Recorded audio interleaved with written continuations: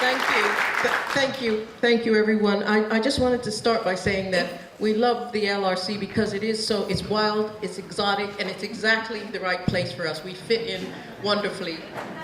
I wanted to start by saying that also to thank Claire because the LRC has been giving us a platform for some years now, and from this place we've been able to reach out to trade unions, to a whole set of organizations that we wouldn't have known otherwise.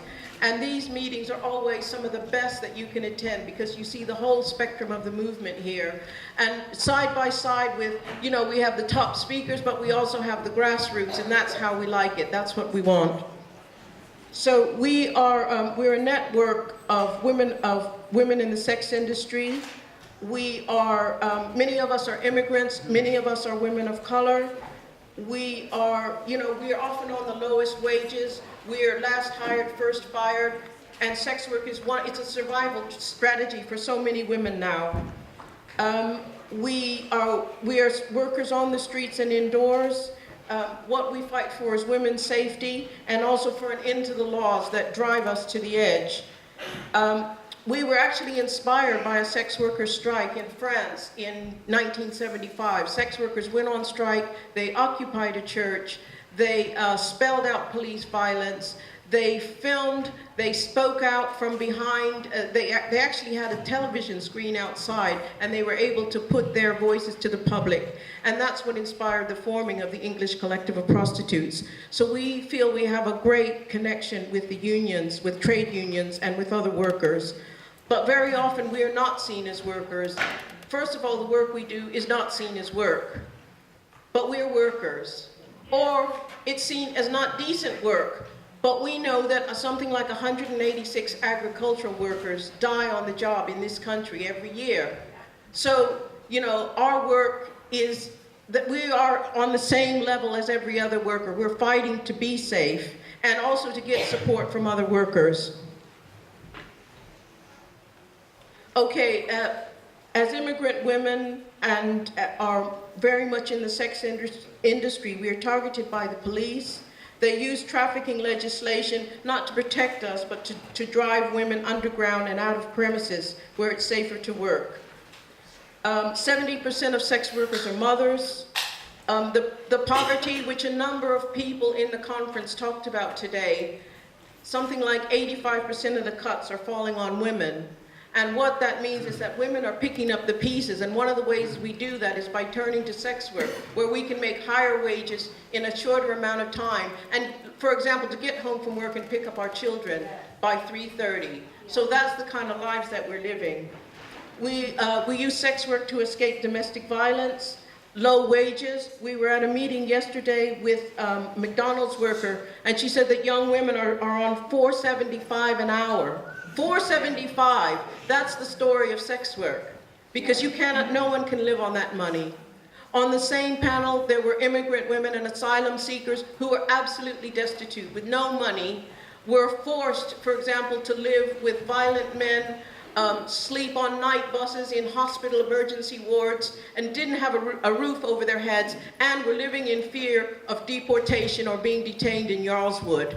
And so a number of women spoke about destitution, and all that is the story of sex work. That is why we're in the industry, because we are treated as if our lives don't count. And yet we're often the ones that are keeping the community together. We're feeding our families, we're doing community work, we're out electioneering, we're out canvassing. We are part of the movement, and that's what we're here to say as sex workers. I'll just say quickly, I know time is short, but one of the obstacles we face is that very often women in high places look down on us, think that we are making them look bad, embarrassing them because they are headed for a high position or profession, and they don't want to associate with sex workers. And some of those the same women are against decriminalizing sex work, and they want to drive us underground and criminalize clients, give the police more powers, and we're totally against that. And one of the things that we're having to do, and we're trying to do in the trade union movement, is to reach out to those women and to make them listen to our voices. One of the things I talked about yesterday was that you know, there was a women's network meeting, and they said, come along for snacks, and the Prosecco will be served. And I thought, wait a minute, this is not the movement we're trying to build, you know. So these are the kind of women that we're having to win over, bypass, or get you to help us bring onto our side. 2 minutes, okay, I think I can finish in one. I wanted to call out our network in Thailand because they are a constant inspiration to us. In Thailand, women are, the 3 jobs that women are in are agricultural, low-paid, dangerous factory work, and the sex industry. And sometimes women are in all 3. And one of the things they say is that we have to be together. And we want recognition as workers. We want our work counted, and we really draw on them as an inspiration and a strength. And we know that in many countries, third world women, sometimes it's the absolute only option that women have for survival. And we want to be international and reach out and include those women. And they're part of our network, which is really important. Last of all, I spoke twice at my first ever Labour Party conference. And the first time I spoke about not scabbing on refugees and asylum seekers and how much work and what's owed, how much we've paid into this country, you know, from our history of slavery and imperialism. And the second time I spoke about not scabbing on Palestinian people.